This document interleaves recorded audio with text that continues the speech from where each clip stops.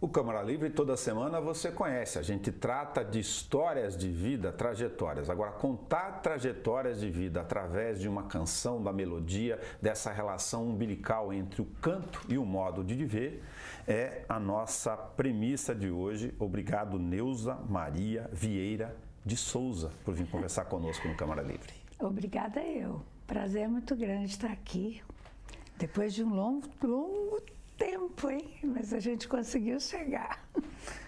Você nasceu em Bauru e contou pra gente que ficou aqui até por volta dos 18 anos, ou dos 4 anos. Aí os pais acabaram indo para São Paulo, aquelas forças do destino, da busca pela vida e oportunidades, né, que todos acabamos fazendo. E lá, quase aos 22, por aí, para fazer um recorte muito simples, acabou voltando para cá. Então, a memória afetiva de infância sua, embora esteja toda a trajetória ligada à música, ela está nos quintais de São Paulo ou de Bauru inicialmente? Dos dois, mais São Paulo, porque lá em São Paulo eu vivenciei todo aquele... Era um celeiro musical, na verdade, né? Onde meu pai foi um grande músico, tocava, recebia artistas de renome da época, que até hoje, né, está na nossa memória, porque ele tocava junto, acompanhava esses artistas. Então, eu vivenciei tudo aquilo, desde muito jovem, a música dentro da minha casa. Que prazer e que sorte do tempo a filha do seu José, a dona Antônia, ter esse balaio musical no quintal ou na sala de casa. Exatamente, isso eu me sinto privilegiada com isso, porque eu conheci tudo isso hoje, tudo que eu faço em termos de música vem desse berço, vem dessa trajetória toda que eu cresci nesse celeiro musical. Se a gente fizer um recorte aqui apenas da história desse mecanismo que está na nossa frente da TV, a gente vai olhar para o século passado, olha, parece bastante tempo, né? Um século na história do tempo, e vai lembrar que a TV, ela vem depois da segunda metade do século, e o rádio ali como força da metade do século, nos anos 50. O celeiro musical a que a gente está fazendo referência, do seu José aqui, pegou essa fase de inúmeros artistas inesquecíveis. Sim. O que você ouvia, só para a gente falar com a geração atual que eventualmente não sabe por várias razões ou nem conhece alguns desses grandes? Eu ouvia muito Isaura Garcia, Dalva de Oliveira, Silvio Caldas, foram pessoas que eu via sim, sabe? Não sabia, depois que eu fiquei sabendo que eram artistas, porque desde pequena o meu pai estava junto com essas pessoas. Então aquilo para mim era assim, eu acabei aprendendo de tanto ouvir, principalmente Isaura Garcia. Eu tenho várias músicas que ela cantava de ouvir dentro da sala da minha casa, de ensaios de shows que ela ia fazer, que meu pai estava presente. Eu me lembrei aqui, enquanto você estava respondendo, de algo que pode ser óbvio para quem lida no meio, mas usando a questão da memorização aqui, de um estudo bastante consolidado já, que explica por que o nosso cérebro, felizmente, quando você canta textos, que é uma música, sim, você decora com enorme facilidade ao invés de só falar. Por alguma razão aqui da sinapse, né, do nosso sistema, dessa coisa genial chamado memória, a gente guarda milhares de canções. O seu repertório deve ter algumas centenas, sim, destas canções. Sim. Engraçado que quando canta de novo, dificilmente se esquece. Exatamente. Agora eu tenho a dificuldade de gravar a letra, mas a melodia, eu tenho assim, até hoje, todas que eu canto a melodia.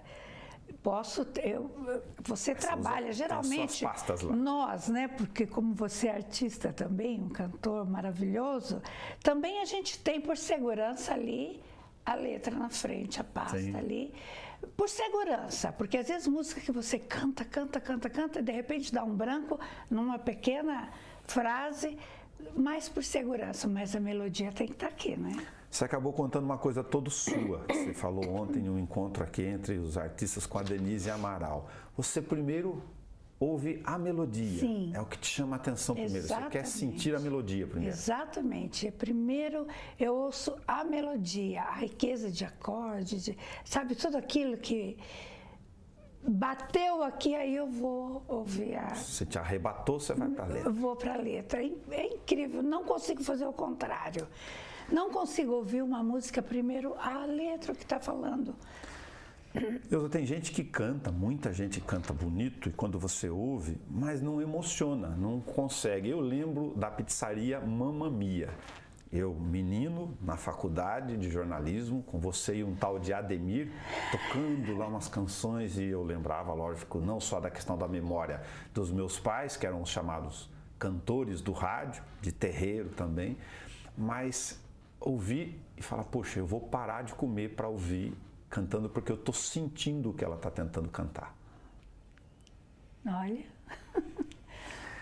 Quando você veio para Bauru, você já cantarolava nos quintais e nos encontros com o seu José. A gente vai acabar falando várias vezes dele aqui. Em que ponto isso acabou indo para a história da música que te acompanha por tanto tempo? A gente estava fazendo uma continha aqui de 38 anos só do Gota d'Água. Só de Gota d'Água. A partir do instante que eu vim para cá definitivo, que eu me casei, conheci Ademir já no meio musical, ele já fazia parte de uma orquestra, né? E conheci ali. E assim foi indo, depois que nós nos casamos, que foi que tocava, tinha um pessoal, os amigos que tocavam, tudo, e de repente, na sala de casa, resolvemos, então vamos. Porque todo mundo cobrava isso da gente. Por que não fazer fora para as pessoas conhecerem esse trabalho que vocês fazem dentro de casa, em festa, aniversário?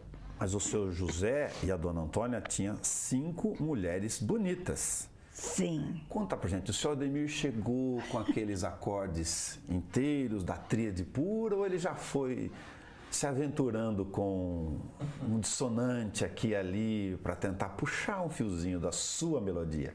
Não, eu conheci, de repente, ele tem uma irmã que era cabeleireira, que é até hoje. E eu vinha de São Paulo cada 15 dias para ver meus pais, e eu ia nesse salão fazer o cabelo, a unha, e eu estava no salão, eu ouvi uma música, alguém tocando um violão.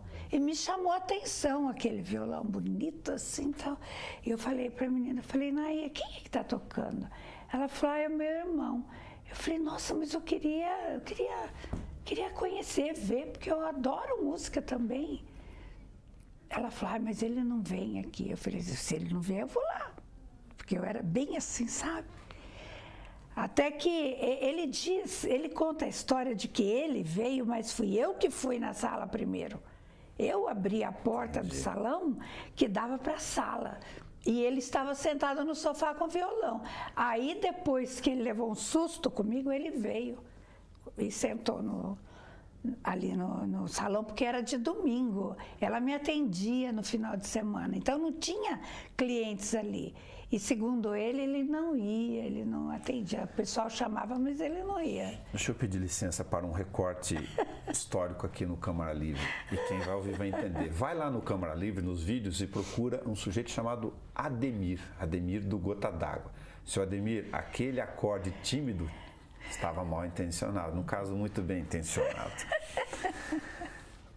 O seu pai, por outro lado, com 5 meninas e um homem, criados com a dona Antônia, ele era ciumento. Muito. E como é que você foi quebrando essa melodia? Muito ciumento, sabe? Então, eu cheguei para ele um dia e falei assim, olha, vai vir dois amigos assim, que eu conheço aqui, para te conhecer, tá? Ele olhou meio assim, sabe? E falou, não, tudo bem. Aí ficou assim, mas meu pai é aquele homem que tinha um olhar, ele sabia que existia alguma coisa ali. Claro. Mas foi quando eles vieram, ele e o Maurício, grande amigo Ele nosso. foi com o violão?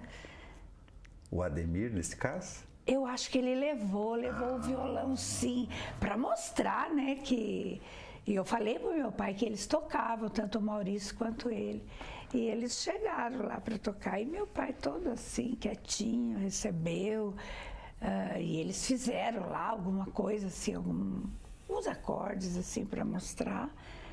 Aí, meu pai pegou o violão para tocar uma música comigo, aí eles se assustaram com a dinâmica do seu Vieira. Sim. Porque todo mundo em Bauru conhecia ele como Vieira, né? Então eles falaram, daí não queriam mais tocar, sabe? Porque achavam que estava tocando muita coisa bonita e tal, mas no entanto, meu pai pegou o violão, só um acorde que ele deu lá, ele já... A família voltou quando você tinha por volta de 22 anos de São Paulo para Bauru, onde você depois se arraigou de vez, porque você vinha visitar, né? Tinha avó, familiares aqui, Sim. Ou veio só você? Não, primeiro veio só eu. Porque eu fiquei nesse tempo, como eu trabalhava no banco, eu fiquei com os meus avós em São Paulo quando minha mãe veio. Com os menores, minha mãe veio. Então ficou eu e a minha irmã mais velha em São Paulo. Aí depois viemos todos definitivo. Quem tem famílias com pelo menos mais de 2, 3, 4, sabe? Às vezes tem muito mais, porque acaba tendo um tio, um outro. Ah, esse aqui canta. Quem tem alguém que toca na família? Estou falando até por referência. Toma uma cerveja ou outra, você fica corajoso para cantar tal. Mas nesse caso, você tinha 5 mulheres e um homem. Só você canta? Só eu cantava. Ali na roda, assim, que... Neuza, vem aqui. Vamos cantar? Só eu cantava. Tá. Tinha uma irmã que cantava muito bem, a mais nova, mas não assim, só em aniversário mesmo, uma coisa mais restrita, mais fechada. O seu José deve ter tido a sensibilidade de perceber, então, olha, a Neuza vai bem, vamos cantar aqui, afinada. Então, sim, ele achava, tanto é que a gente não tinha essa facilidade de hoje de você tirar uma música, ouvir, com toda a tecnologia que a gente tem hoje. Então era sempre no ouvido mesmo. E ele pedia para eu, Deus Maria, ouve esse acorde aqui. E eu, como sabia da música, eu falava, pai, não é esse, é assim. Então eu tentava sofejar para ele. Ele foi um autodidata? Sim, foi. Foi aprendendo com o ouvido natural? Sim, foi. Então depois você descobre alguns erros, porque justamente por essa facilidade que hoje você tem de corrigir o acorde exatamente como ele foi escrito, né? Entendi. Mas, muita coisa muito pitoresca. Nossa, a gente ficaria aqui um dia todo. Mais uma curiosidade, o seu José pedia para você cantar, por exemplo, tem aquela que, Neuza, canta essa, que ele particularmente gostava, ou uma cantora, ou um cantor... Ou eu sei que acaba sendo muito variado. Sim, né? ele tinha as preferências dele, sim, sabe? E sempre que ele pedia para eu cantar, ele gostava muito da Elisete Cardoso. Gostava muito da Isaura Garcia, que era sensacional, as músicas dela eram lindas. Então tinha uma música que chamava Como Dói, que era parada de sucesso, né, na época. E ele falava, Nilson Maria, canta essa música, eu preciso corrigir alguns acordes aqui e tal, não sei o quê. E eu cantava, ele sempre pedia para eu fazer essa música, que aliás eu canto até hoje, de vez em quando, sim, entre nós assim. Não tenho ela, às vezes canto até num trabalho, mas quando você percebe que tem pessoas que curtem aquele tipo de música. Então, o gostoso, Nelson, só uma chave aqui. Claro. Quando você está fazendo um trabalho e primeiro você percebe as pessoas que estão no ambiente. Ou é uma festa, ou é um jantar, ou é um casamento, alguma coisa, você percebe. Primeiro porque fomos convidados a fazer aquele trabalho em função do repertório que a gente faz. Exatamente. Aí você vai encontrar pessoas ali que é desse tempo, então você conduz o seu repertório, o seu set list ali, de repente você monta um um set assim para você fazer, para você começar o trabalho. Mas aí você vai sentindo quem são as pessoas que estão e você automaticamente vai mudando. Porque daí a pessoa ouviu o que você cantou, ele vem e pergunta, você conhece tal música? Você acaba cantando música de Nelson Gonçalves, você acaba cantando música de Silvio Caldas, de grandes valsas. Então, é maravilhoso essa dinâmica, né? Que de repente você pensa que vai fazer tal coisa e você... Eu imagino que com essa bagagem tem uma coisa interessante que a gente comentava aqui no bate-papo do cafezinho antes de gravar, né? Para trocar informação dessa coisa tão gostosa que é falar sobre música e história da MPB brasileira, enfim, em especial.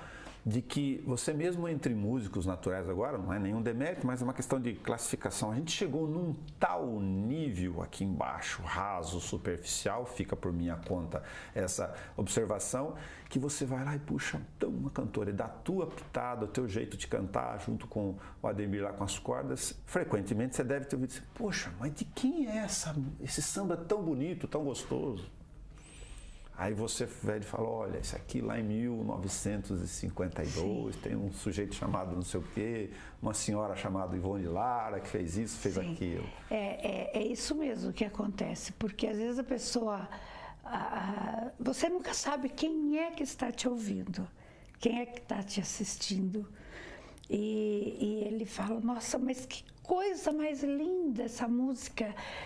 Quem é que gravou? Quem é que compôs essa música? Aí você fala, ele fala, não acredito que é de fulano de tal. De que época que é isso? E como a gente tem, né, catalogado, a gente tem a música, o nome, a composição, de que época foi. Então, isso é fascinante, Nelson. Eu sou apaixonada por tudo isso. Ilza, você quando estava de retorno para Bauru, outro recorte importante, né? Que quem está ouvindo fala, nossa, mas você deve estar se pensando aí, quem eventualmente não conhece, mas ela fala rouco, essa rouquidão, ela tem um nódulo, um nó na garganta. Você foi num curso de canto e teve uma experiência, falando, não dá para cantar não, fala rouco, como é que vai cantar? Foi. Eu fui fazer já há muito tempo um curso que teve de técnica vocal na USC. E quem coordenava isso era a irmã lá. E quem estava no piano era o André Gaúcho, nessa época. Aí, conversando, só na entrevista assim, a irmã falou, não. Essa moça não pode fazer o curso. Ela deve ter um problema sério nas cordas vocais, deve ter um calo nas cordas vocais. Aí o André falou, não, ela não tem não. Ela canta rouco assim mesmo. Não, mas precisamos fazer esse exame. Já agendou, não fiz o teste aquela hora. Era um teste que você tinha que cantar para você ver se você habilitar para o curso. Habilitar. Aí ela não deixou eu fazer, nem cantar. Já agendou para no dia seguinte fazer com o médico esse exame. E fui fazer o exame. Filma a garganta. E levei o vídeo para a irmã ver, o médico com o laudo, tudo certinho. E eu não tinha nada. Era só para cuidar muito, tomar muita água e sempre fazer exercícios para cantar. Aquecer a voz, desaquecer depois, só isso. Eu falei, pois é, isso é o de praxe que todo cantor faz. Aí ela não que bom conformada. O pianista, André é o nome dele, né? O André Gaúcho. Que bom que o pianista estava atento com a sensibilidade de reconhecer Pois é. E eu sei que eu fiz, ela viu tudo, viu o laudo certinho, falou, olha, nunca vi isso na vida. É impressionante, não é uma rouquidão assim, temporária, é uma coisa permanente. Eu falei, mas desde que eu comecei a falar, acho que eu sou rouca. Ilza, não que faça diferença, não apenas para o registro curioso de um jornalista. Você se casou com o Gota d'Água primeiro ou com o Ademir, olhando minhas anotações aqui, ou ambos quase se casaram ao mesmo tempo um com o outro? Não, casei com o Ademir primeiro. primeiro com o Ademir, depois que foi criando essa coisa da música entre os amigos, e o Gota d'Água em 84. 1984. Nasceu. Demarcação de tempo, viu? Só por causa do tempo. Estamos gravando aqui 38 anos depois desse nascedouro. Pois é. Então foi assim. E assim estamos casados. Seu pai estava na origem? No início, na origem estava. Tocou, mas já com violão de 7 cordas? Já estava com violão de 7 cordas. Já estava. Fantástico, maravilhoso. O repertório de lá, lógico que você frequentemente deve tocar alguma coisa dos primeiros set lists e tal. Sim. Eles vão naturalmente se moldando no tempo, os ambientes, os públicos e tal. Mas essa essência continua. Essa essência continua. Aquilo que nós iniciamos existe até hoje.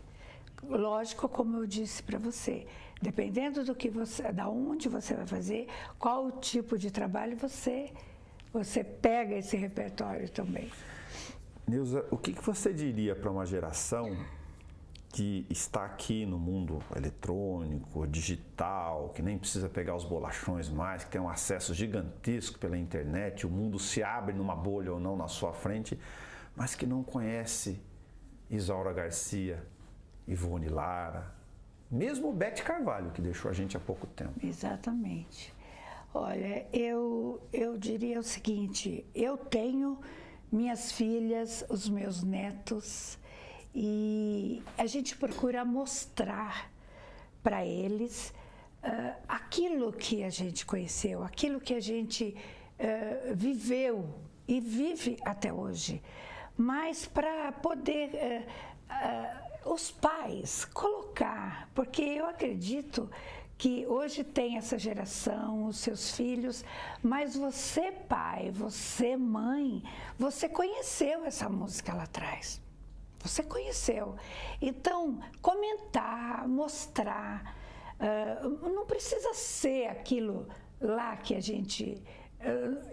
Mas no meu caso, ouvir perto do seu filho pequeno, disso, pelo menos. Sabe? Ter oportunidade da memória. Da memória, para ele saber o que você conheceu, o que você ouviu e o que, se você canta, o que você canta hoje. Eu respeito tudo que é em termos de música. Não faço, não canto, respeito. Mas eu acho que a gente tem que mostrar para essa geração a riqueza da nossa música popular brasileira. E outro registro inevitável, entre tantos aqui nos nossos recortes, é a geração que não teve a sorte de ouvir regionais num palco. Não teve a sorte de ouvir serenata na janela. Ai, que coisa, que pena. É uma pena. Mas, puxa vida, eu digo por mim aquilo que eu já vi, que eu conheci, os regionais que eu conheci, que eu vi. E, pelo menos, eu fico tão feliz quando a programação que a TV Câmara, que a rádio tem, a TV Câmara das músicas, dos choros, de Jacó do Bandolim e Seu Regional. Eu tenho os discos hoje. Aquilo está na minha cabeça, na minha lembrança, eu vendo meu pai tocar junto com esse povo, sabe? Nelson, é uma coisa que, ai, que dó. Queria tanto que essa geração, que os jovens de hoje ouvissem, porque tem, se você for olhar, como tem jovens hoje que saiu para esse lado do choro, do instrumental. Então, nós temos jovens que gostam, mas eu acho que vai um pouquinho da casa mostrar, ouvir dentro de casa para poder atrair, chamar a atenção. Você concorda comigo? Sim, falando dessa memória do papel aqui público da TV, né, de gravar com vocês essas histórias também para usar essa referência cultural. Sim. De tentar estabelecer não só o documento, né, que é um documento da nossa própria história, como oferecer essa oportunidade de referências. Por isso a gente tem gravado, por exemplo, vocês com Gota d'Água lá nas Nações Unidas, com Noite Ilustrada, e Ernesto Araújo no antigo baile do BTC. Chegamos antes do baile, atrasamos o baile por causa da gravação com o Ernesto Araújo. Grande Ernesto Araújo. Olha. Obrigado por ter a oportunidade de gravar. Isso tudo acaba aí sendo referência para essa história. Porque é um privilégio, né? Um privilégio para a gente, né? Que vivenciou tudo isso e que participou disso. Você, num determinado momento, a coisa funcionou tão bem com o casamento da música e a relação, né, com o Ademir, que com os primeiros acordes do seu José, ela falou: Ademir, ajusta esse acorde aí que está muito dissonante demais, vamos fazer os 7 cordas aqui para juntar o regional, o pandeiro de couro, quem dera, chorinho na roda, pega um cavaquinho aqui, vai vendo se fazendo. O negócio tomou corpo, mas você era bancária, trabalhava, estava bancária, assim como o Ademir trabalhou nas suas andanças também. Vocês, num determinado momento, como é que vocês conciliavam a agenda da noite com essa correria do dia a dia? Mas a partir do instante que a gente começou com o Gota d'Água, eu já tinha saído do banco. Por quê? Porque na época, a minha época de banco, olha só, é tempo, hein? Na minha época do banco, você não podia, a mulher não podia ser casada. Não podia casar. Então, quando eu cheguei, eu vim com transferência de São Paulo para cá, em 70, 69, 70, nessa época não podia ser casada. Deus, olha que absurdo, a gente está gravando aqui no espaço de tempo, o sistema de emprego bancário não permitia que a mulher pudesse ter a maternidade, agora não tá podia aqui se tem licença de 6 meses. Depois, muito menos pensar em gravidez. Só que eu tinha, assim, graças a Deus, um conceito muito bom dentro do banco. Eu tinha, na época, a diretoria que era muito assim, como que eu vou dizer? Sensível até as questões. Sim, sensível, e eles vinham sempre para Bauru e me conheceram.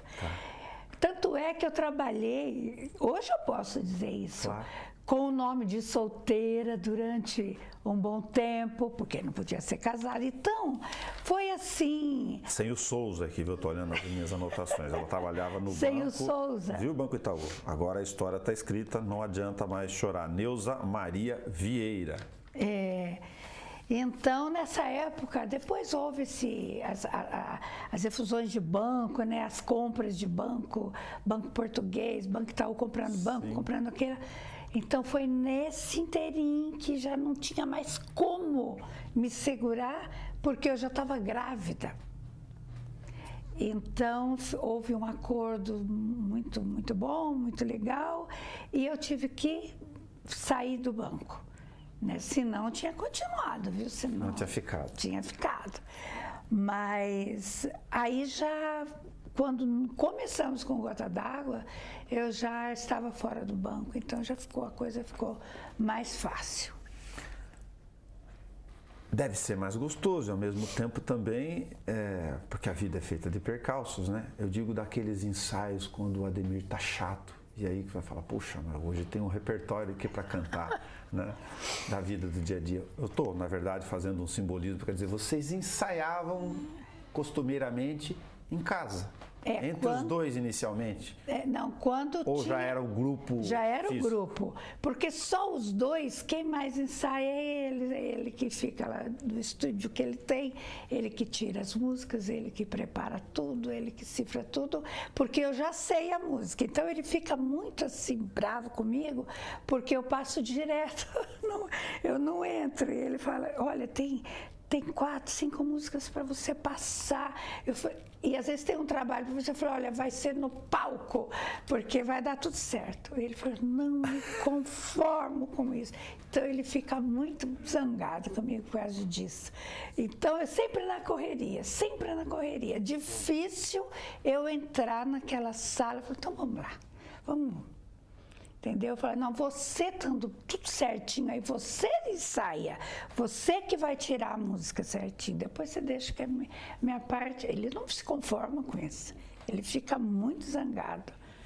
Quando vocês, ao longo dessa trajetória linda, então, entre vocês, e pega lá um violão, um momento só do casal, canta, puxa, vou cantar essa música aqui, vocês acabam, em alguns momentos, ou diversas vezes, deve ter, puxa, agora nós vamos cantar pra gente.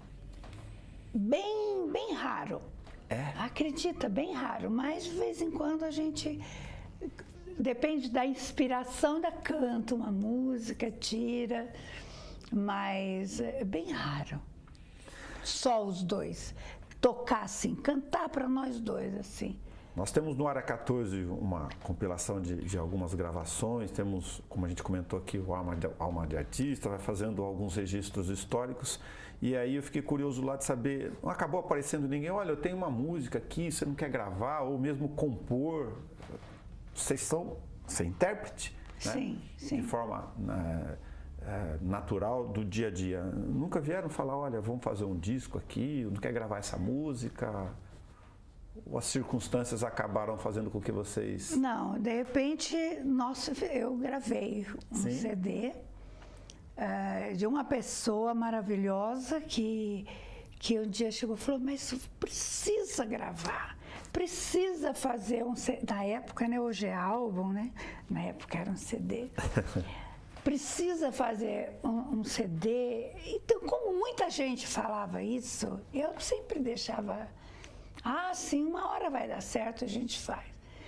Mas essa pessoa, que é uma amiga, assim, maravilhosa, que é a produtora fonográfica desse CD que foi criado, ela levou a sério mesmo.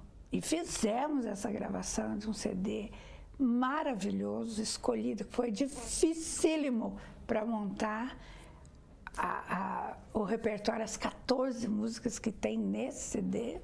Foi muito difícil, porque eram coisas lindas que eu tinha, mas para escolher... É difícil escolher. Muito difícil. Não é verdade? Uma bagagem tão grande. É muito difícil. Eu quero essa, mas só cabe isso aqui. Aí fizemos em São Paulo, com um grande músico que foi daqui também, da terra, né? Que é o Flávio Franco Araújo, ele que fez, que produziu tudo. Ficou, olha, sensacional. Então, hoje eu tenho um trabalho registrado, né? Para sempre, por causa dessa pessoa que falou, precisamos fazer e vamos fazer, e fez. Para fazer o registro também, com a formação desse repertório desde os quintais, lá com o seu José, depois das reuniões aqui, dos cantos de garagem, dos encontros desses regionais, dessa banda que vinha para cá, e o Gota d'Água tomando corpo ao longo do tempo, com 38 anos, numa determinada fase, vocês ficavam quinta, sexta, sábados, domingos, só para citar, enfim, esse repertório tocando na pizzaria tal, no restaurante tal, no baile tal, no evento tal. A agenda foi consumindo aí o tempo também. Foi consumindo, tanto é que teve um bom tempo, assim, coisa de anos, assim, tocando de terça a domingo. Terça a domingo.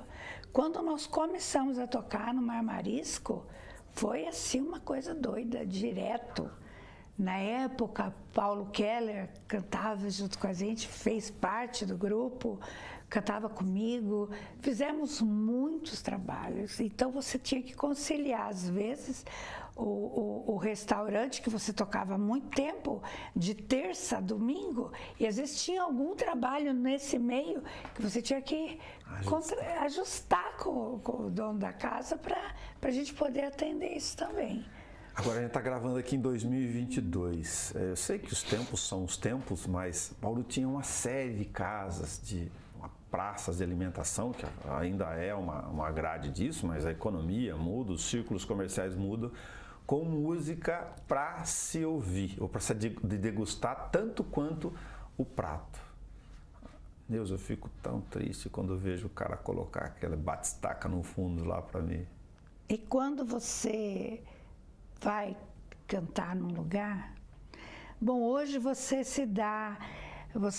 pode até assim, eu não admito uma coisa, Nelson, vou falar aqui, eu acho uma falta de respeito com o artista. Se você vai cantar numa casa e tem uma televisão enorme ali, O telão. E o telão lá tá ligado. Com o jogo de futebol, às vezes. Com jogo de futebol, ou um show mesmo. Isso. E o artista tá ali cantando. Eu acho isso tão triste. Hoje eu me dou o direito de não fazer isso. Sabe? Eu acho que é uma falta de respeito com o artista e com o cliente, porque o cliente está pagando para estar ali. Ele está pagando o couvert, ele está pagando... Ele foi ali comer porque a comida é boa, porque a bebida é boa e porque também tem uma boa música. Eu vi uma negociação só para pegar um pedacinho disso para uma outra questão que eu acho que é fundamental, que é a questão de conciliação de sensibilidade, que eu chamo de respeito ao artista e também ao público, não é só dos donos de eventos e casas, Sim. não. Do Rolando Boldrin, numa negociação que eu acabei fazendo para uma apresentação aqui em Bauru, que acabou não acontecendo pelo motivo que eu vou dizer, né? E ele conta a causa, como se sabe, toca lá umas músicas dele, tem um show para isso, para teatro, ok. E com o produtor do Moacir Franco, né? E o ponto foi o seguinte, foi numa casa aqui da cidade, na Hípica, para falar no salão, estavam negociando e tal, e chegou numa conclusão, eles falaram, não teve agenda, do Moacir foi ajustado. Condição, para viabilizar o encontro do sócio, eles fizeram um jantar. E o ponto central é o seguinte, olha, você vai fazer jantar com show. Então tá bom, então você serve o jantar primeiro, todo mundo jantar, e aí tem o show. Ou a gente faz o inverso. A gente faz o show às 9, lá às 10h30, e aí depois acabou o show, me despeço, vou até lá jantar com o público seu, e aí depois você... faz o jantar. As duas coisas ao mesmo tempo, com aquele garçom passando para lá e para cá, batendo copo, não sei o quê, não dá. Nossa, Achei bastante perfeito. Razoável. Também achei, também concordo com isso, porque é terrível, pra saborear as duas coisas, né? Terrível. Eu lembro um show que eu assisti, dois dias seguintes, que eu sou, assim, fã número 1 da Leni Andrade. Nossa, como gosto daquela... Aquela mulher é demais. E ela fez 2 shows aqui em Bauru, no Templo. E foi da mesma forma. Durante o show não servia nada. Todo mundo quietinho. Terminou o show, volta a servir. E serve antes do show. Para não ficar aquela coisa de copo, de batendo... de movimento, né, de gente, porque... Até alguns educados, né, falam, olha, deixa a minha dose do uísque já completa aqui que vai começar o show. Então aí tudo bem, ele fica mais depois. Mas não o garçom transitando, pedindo as coisas, não. Mas com som de bossa nova, nossa, o samba, com aquele pianinho, o violão, para sentir as coisas. Coisa maravilhosa, Arismar no baixo, Silvia Góes, o piano... Muito bom. Vou fazer uma questão bem humorada com você aqui, rápida, para a gente fazer um registro aqui do Câmara Livre. Mas você vai, lógico, naturalmente perceber que é apenas com muito bom humor. Samba ou bossa? Samba ou bossa? Eu sou assim, bossa e samba. Rock ou soul music? Rock. Cantores do rádio ou batistaca? Cantores do rádio. Muito fácil. Para te acompanhar, o piano ou o violão? Eu gosto dos dois, tem que escolher um? Não precisa. Não, eu gosto do piano e gosto do violão. Adoro o piano.